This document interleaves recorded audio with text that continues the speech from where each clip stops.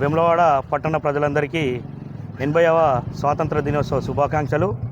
అలాగే మా అంజనగర్ కాలనీ నివాసిన ప్రతి ఒక్కరికి పేరు పేరున స్వాతంత్ర దినోత్సవ శుభాకాంక్షలు తెలుపుకుంటున్నాను. ముందుగా వేములవాడ పట్టణ ప్రజలందరికీ స్వాతంత్ర దినోత్సవ శుభాకాంక్షలు మరియు మన అంజనగర్ గల్లీ వాసులకి స్వాతంత్ర దినోత్సవ శుభాకాంక్షలు.